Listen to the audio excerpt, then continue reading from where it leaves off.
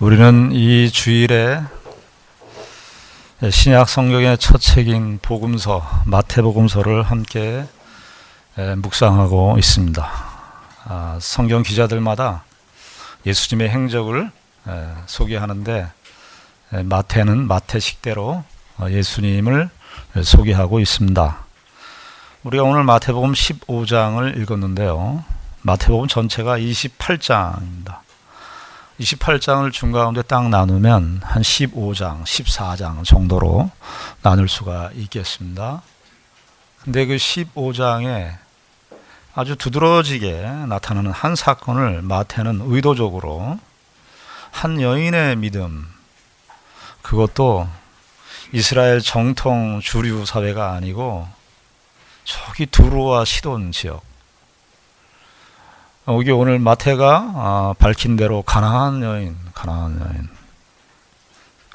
여인의 한 여인의 믿음을 마태복음 중간에 15장의 사건에서 15장에서 이 여인의 이야기를 드러냄으로써 이 여인의 참된 믿음이 어떠한 믿음인가, 이 여인의 믿음이 어떠한 성격의 믿음인가 하는 것을 어떤 면에서 부각시켜서 우리에게 교훈해 주고 있는 귀한 말씀입니다. 오늘 본문 22절에 보니까 이렇게 기록이 되어 있죠. 가나안 여자 하나가 그 지경에서 나와서 소리를 질렀다, 그렇게 말합니다.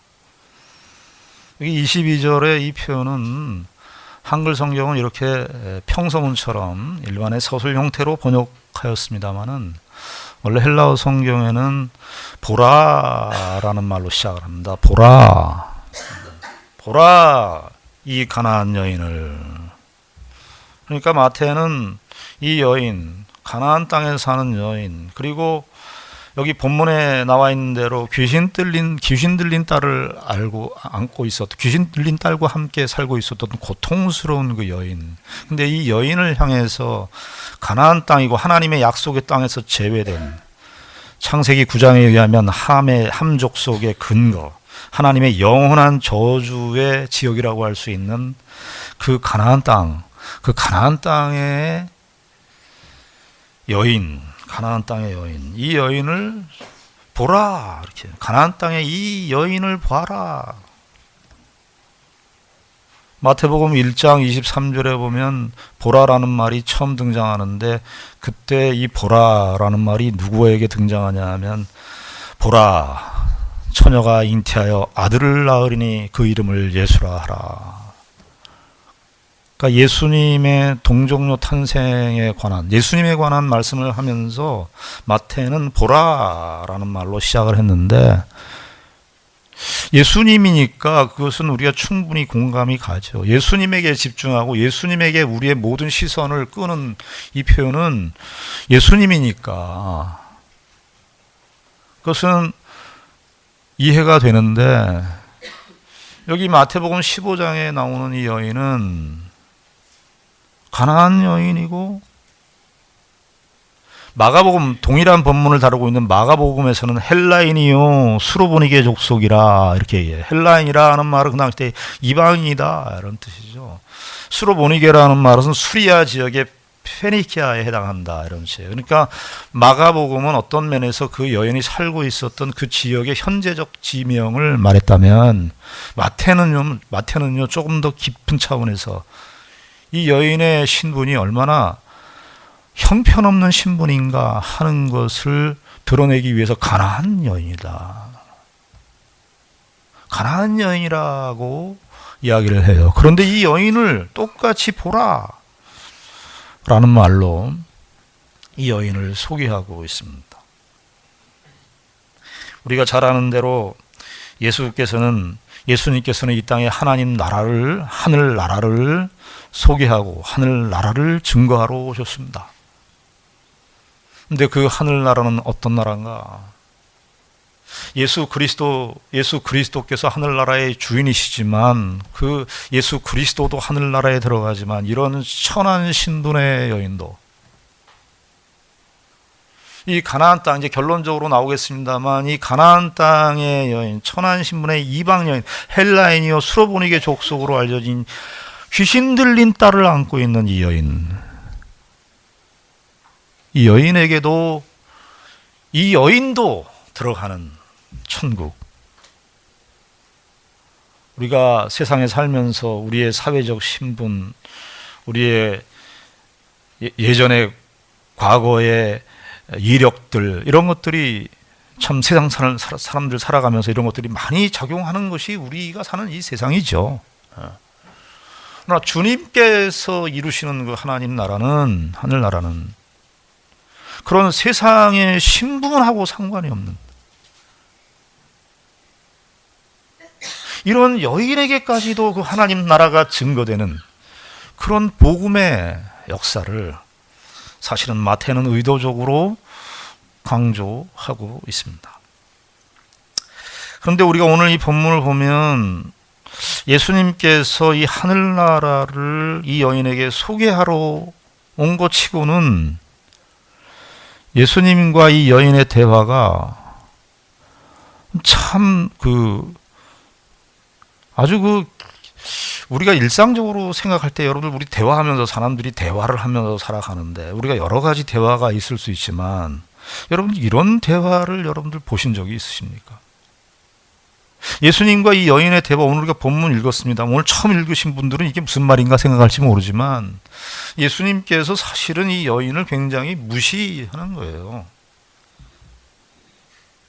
예수님께서 과거의 기사와 이적을 행하실 때 병든 자를 고치시거나 귀신 들린 자를 고치시거나 할 때에 예수님께서 이런 식으로 대화를 하신 적이 한 번도 없어요.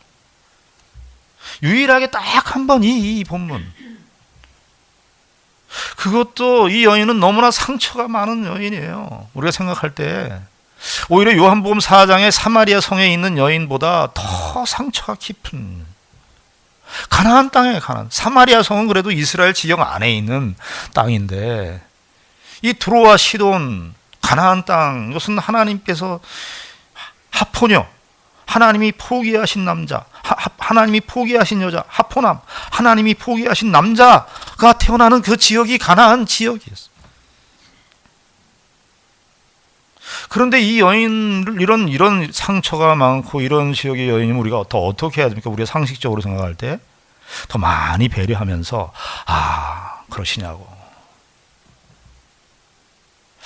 힘드시겠다, 이래야 되는 것이 우리가 보통의 대화의 방식인데 예수님께서 이 여인이 22절에 보면 가나안 여자 하나가 그 지경에 나와서 소리질러 이르되 주 다윗의 자손이요 하면서 나를 불쌍히 여기소서, 내 딸이 흉악하게 귀신 들렸나이다. 정말 이 여인의 간단한 이 언급이지만 이 여인이 갖고 있는 그 상처의 깊이가 얼마나 큰 아픔인지를 우리가 알 수 있어요. 귀신 들린 딸. 요즘에 이 정신병하고 그 당시 때 1세기 때의 예수님 당시 때의 귀신 들린 증상하고는요 얘기가 차원이 다릅니다. 요즘에 정신적인 질병들이나 이런 것들은 약으로도 어느 정도 이렇게 완치는 안 되지만 통제가 가능하죠. 그러나 1세기 때 예수님 당시에 귀신 들린 상태는요, 우리가 마태복음 8장에 보면 거라사인에 귀신 들린 청년의 이야기가 나오잖아요. 거기 무덤에서 막 배회하면서 쇠고랑을 이렇게 메어놨어요. 쇠고랑을 메어놨다는 것은 그 지역 주민 사람들에게 해를 끼치니까. 그런데 그 귀신 들린 딸과 함께 사는 그 어머니. 그런데 이 예수님께서 이 여인과의 대화의 내용을 보면은 예수님께서 알아주는 것커녕 대화의 내용을 이렇게 가만히 보시면 시간이 대화가 이렇게 전개될수록 더 여인에게 깊은 상처를, 더 여인에게 정말 돌아갈 수 없는 그 깊은 상처를 주시는 것 같은 그런 대화. 예수님이 종래의 모습 속에서 마태복음 8장에도 백부장의 하인을 고치시는 사건, 백부장과의 대화도 나오고 나병 환자를 고치시는 이야기도 나오고 야이로 회당장 딸을 고치시는 내용도 나오고 열대를 혈루증으로 앓는 여인이 예수님의 옷자락을 붙잡고 거기에서 이적의 치유를 경험하는 그런 내용들이 나오는데, 마태복음 15장에 있는 이 여인과의 대화에서는 예수님이 완전히 우리의 생각하는 그 예수님의 보편적인 이미지, 우리가 생각하는 예수님이 참 긍휼이 풍성하시고 은혜가 풍성하시고 모든 자를 다 안아주시고 품어주시는 그 예수님의 이미지하고는 너무나도 싸늘한 이미지. 왜 그러셨을까? 예수님. 오늘 이 본문을 보면은 참 그 예수님이 어떤 면에서 여인은 가까이 오는데, 이 본문의 흐름이 뭐냐면 여인은 지금 가까이 오는데 예수님은 이 여인을 밀쳐내는 것 같은, 가까이 와서 소리 지르고 자꾸 와서 이렇게 이 여인은 더 가까이 오려고 그러는데 예수님은 자꾸 여인을 밀어내는 것 같은 그런 느낌의 대화.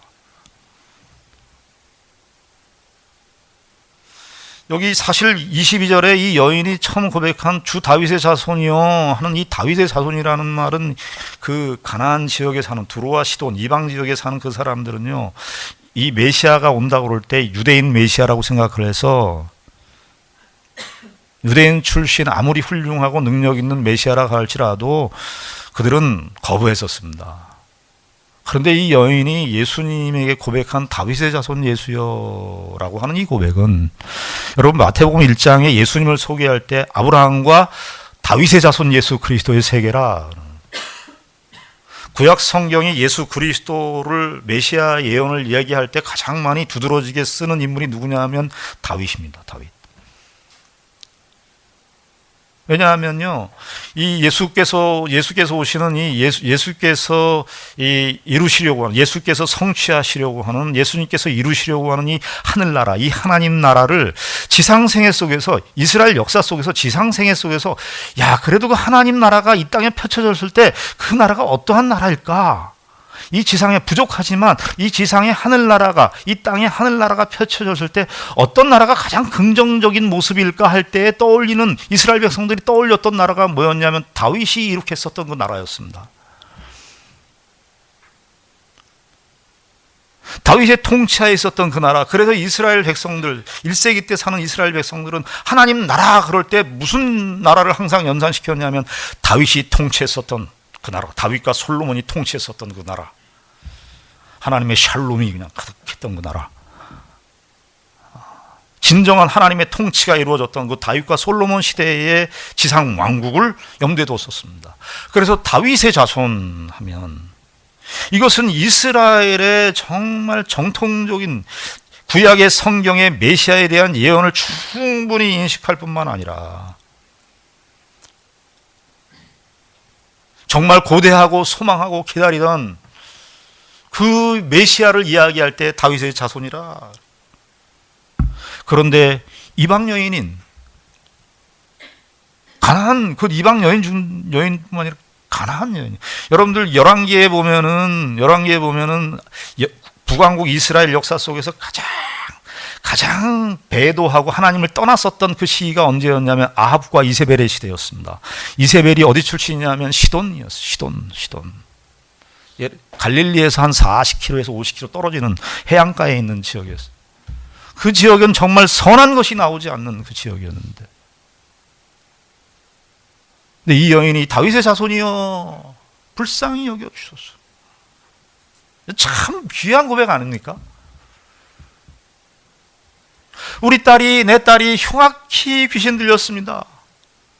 이 고백도 참 진정한 고백이고, 이 여인의 상태가 정말 어디 이렇게 기댈 수 없는, 흉악히 귀신 들린 딸을 안고 산 그 모친의 심정이 오죽하겠습니다. 그런데 23절에 보시면 뭐라고 되어 있습니까? 23절에 예수는 한 말씀도 대답하지 않아요. 여기 그게 빠졌지만 예수는 한 말씀도 그녀에게 대답하지 않았다. 여기 사실 이 21절서부터 28절까지의 내용에 보면 여인의 말과 예수님의 말이 이렇게 같이 나와요. 마가복음도 이렇게 기록되어 있는데 마가복음은 간접화법으로 기록됐어요. 그러니까 그 3인칭적인 시점으로 이 여인의 이야기를 기록했는데 마태는 좀 다른 복음서 기자하고 틀리는 것 같아요. 그 사람의 심정, 그 사람의 상태, 예수님을 찾아온 사람의 그 공감하는 능력, 우리 공감한다 그러죠. 어떤 사람의 그 처지와 형편을 이렇게 공감하는 성경 기자였던 것 같아요. 마태는. 그래서 마태복음만이 기록되어 있는 것이 이렇게 여러 부분이 있는데요. 우리가 잘 아는 마태복음 11장 28절이 마태복음에만 나오는 거예요. 우리 너무나 잘 아는 말씀이잖아요. 수고하고 무거운 짐진 자들아 다 내게로 오라.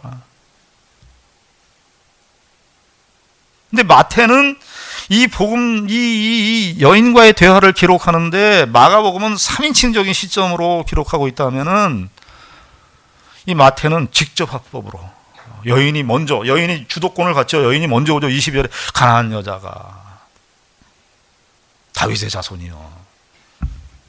그런데 예수님께서는 한 말씀도 대답하지 않았어요. 여러분들 어떠셨습니까? 여러분들 혹시 하나님 앞에 정말 간절한 기도의 제목을 올려요. 하나님, 저에게 이것이 너무너무 필요한데 하나님, 저를 도와주십시오. 하나님, 정말 이거 없으면 살 수 없겠습니다. 하나님, 도와주십시오 했는데 침묵이. 여러분들, 우리는 그런 경험 없으셨습니까? 내가 뭔가 기대하고 소망하고 바라는 소원이 있는데 하나님 앞에 그렇게 간구했는데 아무런 대답이 없어요. 예수님의 이 대화법은 오늘날 현대 교회의 목회 현실에 적용해 보면요, 이것은 빵점 중에 빵점 목회하시는 거예요. 지금 예를 들어서 교인들이 와서 내가 여기 교회 등록하겠습니다. 등록 카드를 썼는데 제가 담임 목사인 제가 시큰둥한 거야. 여러분들, 만약에 제가 그렇게 시큰둥하고 냉담하게 아무 말도 안 했다, 여러분들을 그 교회 나가시겠습니까? 교회뿐만이 아니라 여러분들이 어디 그룹이라든지 동호회라든지 이런 데 가입을 했는데 아무도 싸늘하게 대답을 안 해요. 한마디도 물어보질 않아요.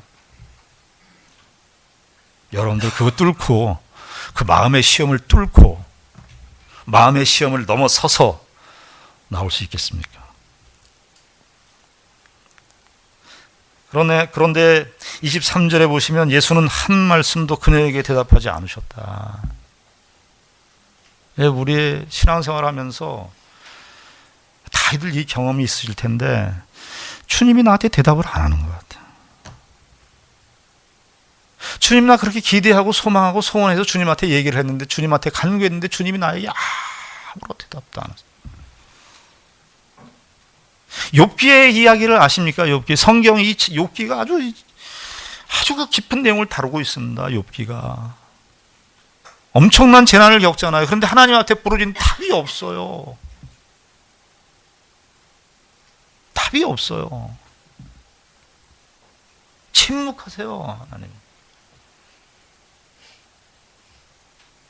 그런데 23절에 누가 이제 끼어드냐면 22절부터 28절까지 예수님과 여인의 대화 중에 또 하나 끼어드는 사람이 누구냐 하면 제자들이에요, 제자들. 여기 23절에 보니까 예수는 한 말씀도 대답하지 아니하셨는데 제자들이 와서 청하여 말하되 그 여자가 우리 뒤에서 소리를 지르오니 그를 보내소서. 여기 소리를 질렀다, 22절에 소리를 질렀다, 23절에도 소리 질렀다 이렇게 돼 있으니까 여러분, 이게 소리 지르는 것이요, 한 번 소리 지르고 끝난 게 아니에요. 이 헬라어에서는 미완료인데 이게 계속 반복해서, 그러니까 다윗의 자손 예수여 나를 불쌍히 여기소서, 이 말을 한 번만 한 게 아니에요. 계속해서 한 거예요. 계속해서 제자들의 뒤통수에 대고 계속 하는 게, 제자들이 귀찮은 거예요. 제자들이 이렇게 말합니다.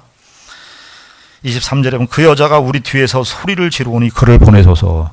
이 보내소서라는 말이요, 그냥 그 여인을 돌려보내십시오 이런 차원이 아니고 제자들이요 이렇게 생각한 겁니다. 예수님께서 마태복음 지금 4장서부터 민간에 많은 이적을 행했어요. 병자를 고치시고 귀신 들린 자를 고치시고 다 이런 일들을 행하셨어요. 그러니까 이 제자들의 이 말은 뭐냐 하면, 예수님 저 딸이 귀신 들렸는데 지금 예수님께서 이제까지 다 치유하셨으니까 치유의 기적으로 빨리 저 여인의 그 소원을 빨리 들어주시고 빨리 보내주십시오. 여러분, 제자들의 이 관점은 무슨 관점인 줄 아십니까? 사역적 관점이에요. 사역적 관점. 중간중간 우리가 복음서를 보면서 물론 예수님께서 찾아오는 사람들과 대화하는 내용이 주된 내용이겠습니다마는, 풍랑을 잔잔케 하신 이적이나 바다 위를 걸어가게 하시는 그 이적 속에서 우리가 보았듯이, 예수님께서 사실은 자기에게 찾아오는 병자들이나 그런 사람들과 대화하고 그 사람들을 병을 고쳐주고 하는 그런 내용들뿐만 아니라, 그 또 하나의 의도가 뭐가 있냐면 제자들을 훈련시키는 거였어요. 제자들의 속이 다 드러나야 돼요. 제자들의 속이. 여러분, 사실은요, 이게 이제 결론적으로 말합니다만, 예수님께서 이렇게 냉담하게 반응하고 예수님께서 이렇게 말을 하는 것은 사실은 어떤 의미에서 그 여인의 속을 드러내고 그 여인의, 긍정적으로 얘기하는 그 여인의 믿음을 드러내는. 여러분, 그 감독의 훌륭한 감독의 그 자질 중에 하나가 뭐예요? 그 선수들이 가지고 있는 재능을 드러내는. 근데 감독이 말이죠, 선수들의 그 잠자는 재능, 그 숨겨져 있는 재능을 끌어내기 위해서 어떻게 합니까? 보통은 사람들이 야, 너 잘한다, 너 그거 해라, 이렇게 할 수 있지만, 감독들이 어떻게 하죠? 아주 묵사발을 만든다. 유플래시라고 하는 거 영화 보셨습니까? 드라마를 이렇게 훈련시키는데, 그 유플래시라고 하는 그 음악 학교에 그냥 아주 카리스마를 쩔쩔 뭉친 그 지도자인데, 그 끌어내기 위해서 아주 혹독하게 일말의 칭찬도 안 하고, 예수님께서 어떤 의미에서 이 여인의 믿음을, 여인에 있는 가장 그 깊은 여인의 여인의 자기 딸이 귀신 들려서 고통당하는 그런 인간적인, 어떤 모친의 그런 인간적인 자녀에 대한 그 아픔 때문에 갖는 모성애적인 그런 본능을 드러내는 거 아니라, 그 모성애적인 본능을 뚫고 들어가서 그 속에 있는 가장 깊은 그 여인의 믿음을 드러내기 위해서, 어떤 면에서 예수님께서 요법을 쓰신 거예요. 만약에 여러분 생각해 보세요. 예수님께서 정말 이 여인을 보내시겠다면 그냥 보내시면 되는 거예요. 근데 여기서 제자들의 마음도 쏠라당 나옵니다. 제자들의 마음.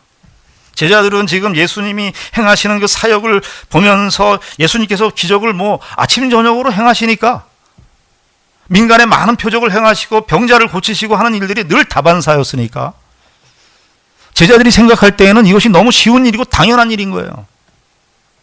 그래서 예수님, 이 사람 빨리 해서 고쳐서 보내주세요. 사람으로 보지 않는 거예요. 사람을 기능으로만 보는 거예요. 저와 여러분들이 사는 이 시대가 사람을 어떻게 봅니까? 우리 사람을 어떻게 보고 있나요? 저와 여러분들이 사는 이 시대는 사람을 돈으로 판단하는 그런 시대입니다. 그 사람이 가진 외적인, 더 이상 우리가 사는 아파트나 내가 몰고 다니는 차나 내가 갖고 있는 돈은 그냥 돈이고 차고 운송수단도 아니고, 집이 내가 사는 거주하는 공간이 아니고, 그것은 나 자신을 설명해 주는 거예요. 나 자신을. 그래서 그것이 부족하거나 그것이 없으면 사람의 사람됨이 없는 거예요. 우리가 아파트를 만들었지만 아파트가 어떻게 해요? 아파트가 우리를 규정한다고요. 우리가 자동차를 만들었는데, 스마트폰을 만들었는데 스마트폰이 우리를 규정해요. 여러분, 스마트폰 소리 울리면요 어떻게 합니까? 안 받을 수가 없어. 스마트폰을 우리가 만들었는데 스마트폰이 우리를 통제해요. 우리를 통제.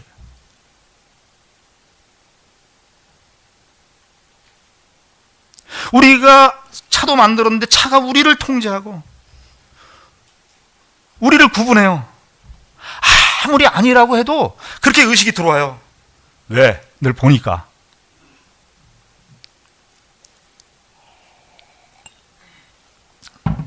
제자들은 예수님께서 행하시는 이 이적을 보면서 사람을 그저 병 고쳐주면 끝나는 그런 대상 정도로 생각을 했습니다.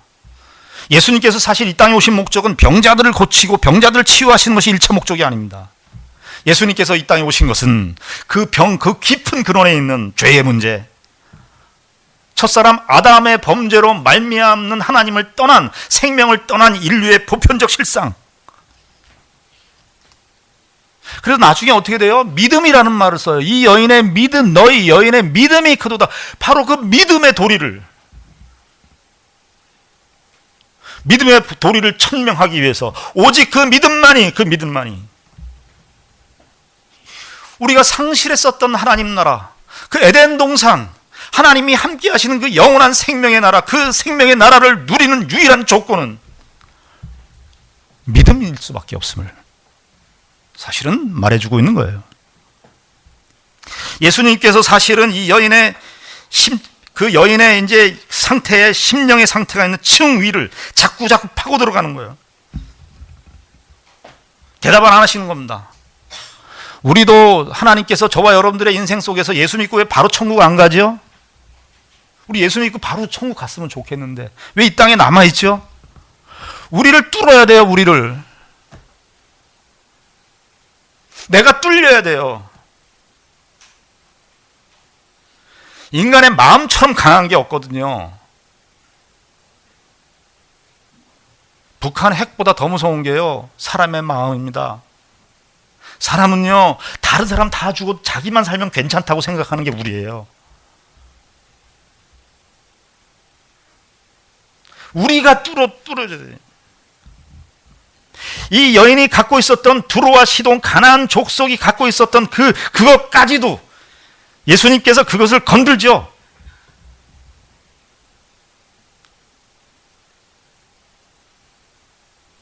우리는 인생을 살면서 여러 가지 상처를 겪습니다. 근데 이 상처가 있으면 그 상처를 기반으로 해서 자꾸 생각을 해요. 예수님은 그걸 깨트리죠. 예수님은 그걸 깨요. 하나님은 우리의 인생, 전 인생이라고 하는 이 전 인생이라고 하는 과정을 통해서 우리가 겪고 사는 모든 조건과 삶의 현실 속에서 우리를 깨트린다고요, 우리를. 여러분들 예수 믿을 때 구원받았습니다, 감격해서 눈물을 흘리는 것으로 깨진 게 아닙니다. 그거는 이제 균열이 간 거예요, 균열이 간 거고요. 우리는 더 많이 깨져야 됩니다. 더 깊은 속이 깨져야 돼요. 예수님께서 결정적으로 이 말씀하시 24절에 예수께서 대답하여 이르시되 소리를 이게 예수님이 사실은 이 제자들에게 이제 제자들이 이렇게 얘기했으니까 제자들을 보면서 했을 거예요. 그 여인은 안중에도 없듯이. 사람들이요, 모욕감이라는 거, 무시당한다는 거, 우리가 살면서 언제 가장 화가 났나요? 여러분 언제 가장 화가 났습니까? 막 치가 떨 정도로 막 화가 나고 그런 적이 언제였습니까? 무시당할 때죠, 무시당할 때. 신앙은요, 죄송합니다, 많은 무시를 당해야 됩니다. 그래야 내 속이 드러나는 거예요. 24절에는 이렇게 말하는 거 더 처음엔 대답 안 하시고 24절에 이렇게 예수께서 대답하여 이르시되 나는 이스라엘 집에 잃어버린 양 외에는 다른 데로 보내심을 받지 아니하노라. 보내심을 받지 않아. 나는 너를 위해서 온 게 아니다, 이런 뜻이에요. 난 이스라엘 집의 어린 양, 유대인들과 이스라엘 사람들만을 구원하기 위해서, 이스라엘만의 메시아야. 너희들은 상관이 없어.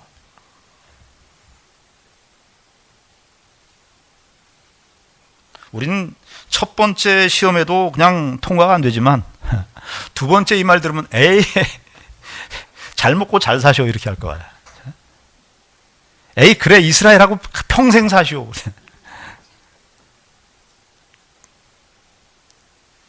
근데 여인이 어떻게 합니까?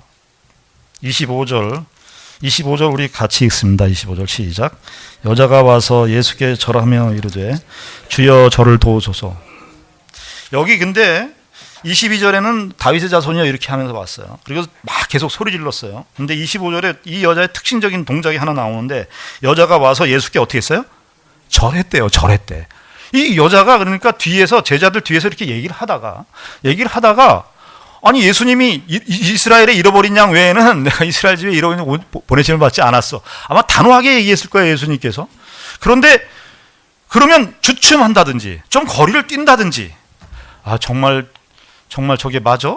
이렇게 막 한다든지 이렇게 해야 되는데 여인이 어떻게 했다고요? 더 가까이 와서 예수께 절을 했대요. 절. 여기 절을 했다는 말도 미완료에 계속해서 아마 무릎을 꿇고 고개를 숙이면서 계속해서 하신 거예요. 계속해서 주여 저를 도우소서. 주여 저를 도우소서. 여기서는 22절에서는 내 딸이 흉악하게 귀신 들려 있나이다 이렇게 해놓고는 25절에서는 자기를 도와달라. 그러니까 이 여인은요 자기 딸도 자기예요. 자기의 문제예요. 어떤 면에서 자기의 문제예요 이게. 그런데 26절 예수님께서 어떻게 대답하십니까? 이건 더 결정적인 표현이에요. 26절 이게 참 좋은 말씀은 아닌데 우리가 같이 한번 읽겠습니다. 26절 시작. 대답하여 이르시되 자녀의 떡을 취하여 개들에게 던짐이 마땅하지 아니하니라. 이건 뭐냐 하면은 이건 정말 못을 박는 말이에요. 자녀의 떡이라고 하는 것은 이건 이스라엘입니다. 이건 이스라엘이 왜냐하면 이스라엘이 구약에 하나님께서 이스라엘을 선택하셨어요. 그래서 하나님의 언약에 이 메시아 예언이 이스라엘이라고 하는 육적 혈연 통로를 통해서 하나님의 복음이 증거되어 있어요. 그래서 예수 그리스도의 메시아에 대한 예언은 이런 역사성 때문에 이스라엘 백성들이 먼저 하나님의 복을 받도록 되어 있는 것이 사실입니다. 이스라엘의 우선성이에요. 그래서 나중에 이제 사도행전에 가면 바울 사도가 복음을 증거할 때 항상 먼저 가는 곳이 어디냐면요, 유대인의 회당입니다. 여러분 사도행전 보시면 그 사도 바울이 이방인들에게 바로 가지 않습니다. 항상 유대인의 회당을 거쳐서 갑니다. 그건 뭐냐면 그 시대까지도 이스라엘의 우선성, 이스라엘이 뭐 믿음이 좋다는 우선성이 아니라 하나님의 약속을 담지하고 있는, 하나님의 약속을 이렇게 안고 있는 그런 대상이기 때문에 이스라엘의 우선성을 시간적인 흐름, 역사적인 흐름을 따라서 무시할 수가 없어요. 그래서 예수님도 유대인의 메시아로 오신 거예요. 유대인의 혈통을 입고. 그것을 무시할 수가 없어요. 지금 예수님께서 이게 무슨 정확한 말씀을 하시는 거예요. 그런데 표현이 제가 말한 것처럼 이렇게 설명하는 식으로 하는 게 아니라 자녀의 떡을 취하여 뭐라 그래요? 개들에게. 이방인을 다 개리라. 사실 마가복음에는 헬라인이라 이렇게 되어 있지만 그것도 완곡한 번역인데 가나안 여인이라, 마태복음 가나안 여인이라고 하는 것도 그래도 이것도 좀 아주 센 표현인데 어떤 면에서. 예수님께서는 마가가 말한 헬라인, 마태가 말한 가나안 이런 것보다 더 심각하게 개라고.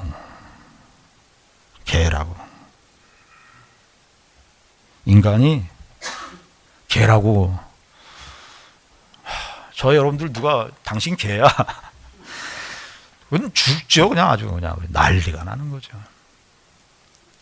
예수님의 대화의 방식이 참 독특합니다. 그런데 이 여인이 어떻게 말합니까? 27절 우리 같이 읽습니다. 27절 시작. 여자가 이르되 주여 올소이다 마는 개들도 제 주인의 상에서 떨어지는 부스러기를 먹나이다 하니. 이 여인이 가장 압권인 것은 27절입니다. 여자가 이르되 주여 올소이다. 주인의 떡을, 자녀의 떡을 개들에게 던지는 것이 이방인에게 주는 것이 마땅치 않다. 우리가 개냐? 그러면 나가야 될 것 같은데. 이 여인의 믿음에 빛나는 부분이 여기에요. 여자가 이르되 주여 올소이다. 당신 말이 맞습니다. 우리 개 맞습니다. 우리 이방인 맞습니다. 개들도 그런데 주인의 상에서 떨어지는 부스러기를 먹습니다. 이 이야기는 뭐냐 하면 이 이야기, 하나님께서 구원의 복음, 이 메시아로 인해지는 메시아로 말미암는 이 구원의 복음이 이스라엘 자녀로 오는 거 맞습니다. 저 그거 다 압니다. 그러나 하나님의 이 구원의 복음이 여기에서만 멈추지 않고 이방 땅에도 미친다는 사실은 저는 알고 있습니다. 구약 성경에 여러분 하나님께서 믿음의 역사를 시작할 때, 이스라엘의 역사를 시작할 때 누구부터 시작을 하죠? 아브라함부터 시작을 합니다. 여러분 아브라함을 하나님께서 부르셨을 때 어떻게 부르셨죠? 아브라함을 부르시고 내가 너에게 복을 주겠는데 천하 만민이 거기에 뭐 유대인들만 있어요? 천하 만민이 너를 인하여 복을 얻을 것이니라. 하나님의 이 복음은 결국 이방 세계 열방의 모든 나라에까지 퍼질 것임을 창세기 12장 1절에서부터 이미 예언하셨어요. 그리고 여러분 마태복음 1장에서 우리가 암시를 주죠. 예수님의 족보를 이야기하는데 누가 나옵니까? 라합은 어디 여인이었습니까? 라합은 그 당시 때 이스라엘 백성들이 정복할 여리고 성의 기생이었습니다. 기생이라고 표현했지만 몸을 파는 창기였습니다. 정말 족보도 없고 여성이고 창기이고, 근데 그 여인이 예수 그리스도의 족보에 끼어드는 거예요. 마치 이 가나안 여인의 믿음이 바로 그런 라합과 같은 믿음. 룻은 어떻습니까? 예수님의 족보에 나오는 룻은 하나님의 총에 들어오지 못하는 모압 여인이었습니다. 모압 출신의 모압 여인인데 나오미를 바라보면서, 나오미는요 그 모압 땅에 와갖고 다 잃었어. 남편도 잃고 자식도 다 잃었어. 근데 룻기는 거기서부터 시작이 돼요. 우린 다 끝났다고 생각하는 그 지점인데 거기에서부터 시작돼요. 근데 우리가 생각할 때 하나님의 구원의 복음이, 신앙이 우리가 예수 믿고 참 잘되고 복되고 그래야 더 신앙 고백이 있고 전도가 될 것 같은데, 룻은 자기 시어머니에 일어나는 그 고통스러운 모습을 바라보면서 하나님의 일하심을 본 거예요. 그래서 룻이 그 유명한 고백을 하는 거예요. 어머니 하나님이 나의 하나님이고 어머니의 백성이 나의 백성입니다. 룻이 라합이 고백한 그 고백, 여기 이 가나안 여인, 수로보니게라 족속이라고 알려진 이 여인, 귀신 들린 딸을 안고 있는 이 여인이 하는 고백이,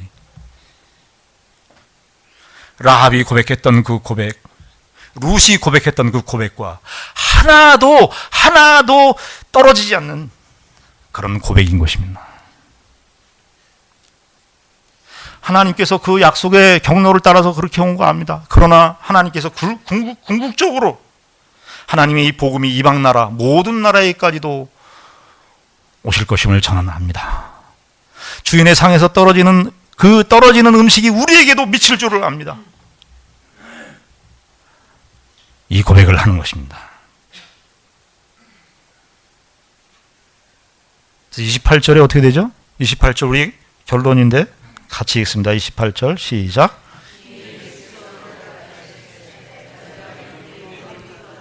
내 소원대로 되리라 하시니 그때로부터 그의 딸이 나으니라.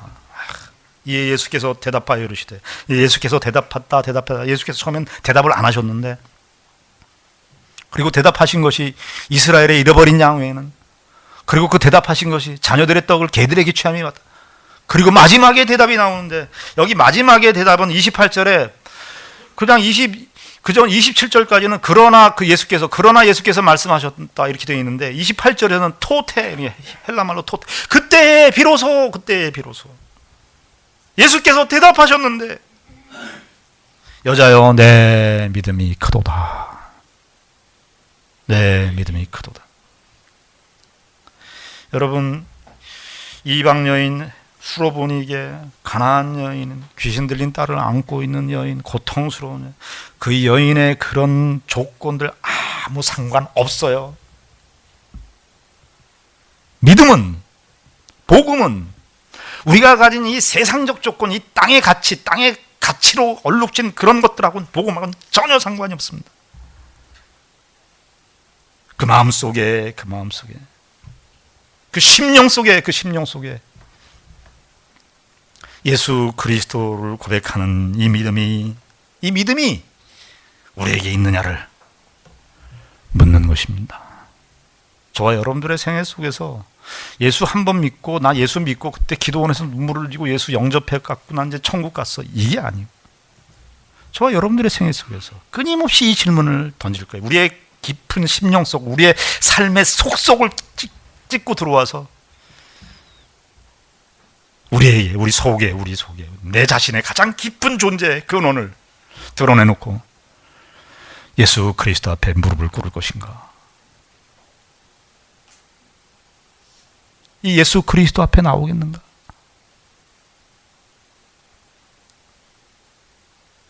사실은 이 마태복음 25장 21절서부터 28절까지 나오는 이 이야기는 사실은 예수님께서 수로보니게 여인이, 이 가나안 여인이 찾아온 것처럼 되어 있습니다만 21절을 시작하는 내용을 보면 예수님께서 두로와 시돈 지방으로 가셨다. 사실은 예수님께서 이 두로와 시돈 지방으로 가신 그 일이 먼저 선행되는 것이에요. 예수님께서 가신 것은 결국 이 하나님의 원수 노릇을 하고 있었던 이 가나안 지역에까지도 하나님의 이 복음이, 하늘나라의 복음이 저들에게도 차별 없이 열려있고 증거된다는 사실을 보여주고 있는 내용이 바로 이 사건인 것입니다. 저와 여러분들 매일매일의 삶 속에서 예수 그리스도 앞에 서셔야 합니다. 세상이 나에게 뭐라고 하는 얘기가 중요한 게 아니라 주님이 나에게 뭐라고 말씀하시는지를 기울이셔야 됩니다. 내가 주님 앞에 어떠한 존재로 서 있는가를 항상 물으셔야 됩니다. 저와 여러분들이 살아가는 삶의 모든 조건 속에서 우리가 항상 무슨 수평적인 관계, 저 사람하고 나하고의 갈등, 이런 사건 속에서 내가 어떻게 그거 문제가 아니고 주 예수님이 나아야 돼요. 신앙적인 차원에서 안목에서 내가 어떠한 존재인가가 중요한 것입니다. 여러분들이 뭘 했냐 안 했냐가 중요한 게 아니라 우리가, 내 자신이 인생과 삶 속에서 하나님께서 우리에게 마주하게 하시는 이 예수 그리스도를 믿는 이 참된 믿음의 자리로 우리가 가고 있는가 하는 것이 성경이 말하는, 오늘 이 마태가 증거하는 복음의 핵심 메시지입니다. 기도하겠습니다. 하나님 아버지, 은혜를 감사합니다.